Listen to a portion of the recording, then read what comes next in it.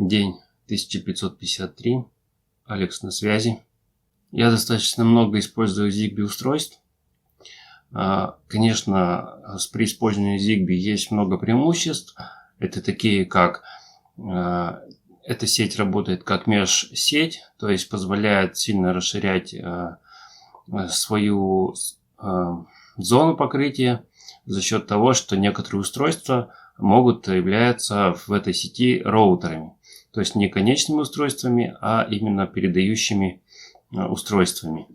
Например, я использую выключатели, розетки, беспроводные датчики температуры, влажности, датчики открытия и закрытия дверей и окон, датчики движения. Также у меня есть беспроводные выключатели, которые работают тоже на Zigbee. Есть кнопки, работающие на Zigbee. Для подключения Zigbee устройств нужен отдельный шлюз. Это может быть фирменный шлюз от производителя, например, Tuya или Xiaomi. Либо это может быть самодельное устройство, то есть приобретается отдельный стик, он выступает в качестве координатора сети и подключается к какому-то микрокомпьютеру, например, Raspberry. Также есть самодельные шлюзы, которые более универсальны и могут работать с разными устройствами разных экосистем. Недавно появились еще устройства, например, такие как умные колонки, например, от Яндекса, которые позволяют подключать к себе устройства Zigbee. В основном это устройства от Aqara. Но при использовании самой сети Zigbee очень много проблем. Иногда, когда пропадает сигнал, например, зависает шлюз или зависает стик, устройства, особенно беспроводные, некоторое время пытаются подключиться, а потом переходят в режим ожидания. И вывести их из этого режима можно только уже вручную. Это нужно подойти к этим устройствам, нажать специальную кнопку или с помощью скрепки это сделать. И тогда они переподключатся и заново опознаются в экосистеме. Или как у меня несколько раз было при использовании стика, либо это менялась версия стика и приходилось переподключать все устройства Zigbee. Такая же потребность может возникнуть по разным причинам. Например, если произошел сбой и данные повредились, таким образом приходится заново все переподключать. Аналогичная проблема возникает и с фирменными шлюзами, когда производитель либо обновляет прошивку, бывает, что слетают все настройки и все привязки, либо это просто выходит новая версия, например, когда вышел Zigbee 3.0, многие устройства новые уже не работают со старыми шлюзами, и, соответственно, приходилось мигрировать всю систему на новый шлюз.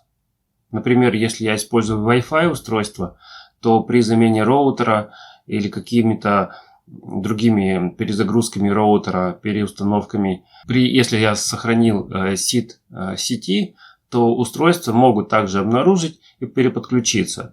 Но, например, Zigbee устройствами так не пройдет, потому что, например, стик использует уникальный идентификатор сети, и если в этой сети уже были устройства, привязанные к этому идентификатору, то новый стик в этой сети уже не получится сделать. Соответственно, нужно будет создать новый идентификатор для новой сети и все устройства перепривязать уже к новому роутеру. Причем даже при самой перепривязке, конечно, нужно соблюдать последовательность, поскольку, как я уже говорил, есть координатор сети, это центральный стик. Некоторые стики можно перепрошить в качестве роутеров и воткнуть их, например, в USB-порты, и они будут помогать расширению сети, поэтому их нужно перепривязывать следующими. Потом нужно перепривязать все розетки, которые также могут выступать роутерами, все выключатели умные, которые тоже могут выступать роутерами, и после этого только уже привязывать конечное устройство. Потому что если начинать, например, привязывать датчик температуры, влажности в какой-то удаленной комнате, то он может и не найти координатор и не подключиться. Особенно это становится критичным, когда в датчике беспроводном уже батарейка не свежая, и когда много попыток подключения или большое количество сигналов необходимо отправить, которые требуются при подключении устройства, то батарейка просаживается и датчик отключается. Некоторые устройства, конечно, например, датчик температуры можно положить на полку и пользоваться так. Или датчик движения тоже можно разместить где-то на полке. Но, например, датчик открытия дверей, он крепится к дверям, и, соответственно, его отклеить достаточно сложно. И в этом случае перед привязкой тоже возникают проблемы. Иногда эта проблема в том, что просто сам датчик не может подключиться удаленно. И, например, если я использую датчик открытия Xiaomi, то можно его разобрать, достать плату и поднести к роутеру, и тогда подключиться заново. Но многие устройства не являются разборными, и так просто их невозможно переподключить. Например, даже в них невозможно поменять батарейку, если их не отсоединить от поверхности. Если в таком случае, когда произошло отключение Zigbee сети, и датчики, например, перешли в ожидание, то восстановить, конечно, уже не получится эту сеть удаленно, и нужно будет учитывать это все в сценариях и обрабатывать соответствующе. Например, если датчик температуры используется в сценариях отопления или контроля снижения температуры ниже критической, или используется в качестве датчика охраны, например, датчики движения или датчики открытия, то, конечно, нужно понимать, как сценарий будет отрабатывать эту ситуацию. Также большая проблема возникает с устройствами, например, умными реле, которые обычно монтируются либо за потолок, либо под выключатель, либо в стене. И, соответственно, для того, чтобы их переподключить, это целая проблема. Нужно разбирать, например, снимать выключатель обычный, если под ним установлено умное реле, или это доставать лампочку с потолка и, соответственно, там это менять, либо еще какие-то делать сложные манипуляции.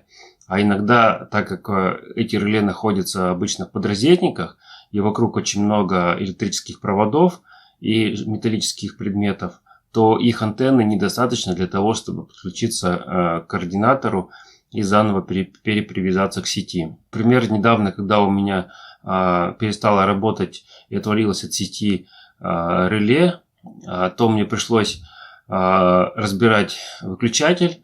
Причем это реле, оно достаточно компактное, но оно так было глубоко установлено в подрозетник, а кнопка перезагрузки и сброса находилась с другой стороны. И пришлось полностью доставать его из стены, что в принципе сказывается на надежности самих проводов, надежности соединений. И такого часто делать, конечно, не получится. Поэтому я думаю всегда, как внимательно разместить эти реле и вообще как их использовать и для чего. У меня есть идея сделать управление обычными лампочками, находящимися в потолке в коридоре. Их там 6 штук, поэтому нужно несколько многоканальных реле. Но опять же, если они будут размещены за потолком, то таким образом я уже не смогу их переподключать. Очень часто предлагается использовать умные реле с беспроводными выключателями, но в таких ситуациях, конечно, возникают большие проблемы, и в принципе, пока все не переподключить заново, то пользоваться устройствами будет невозможно.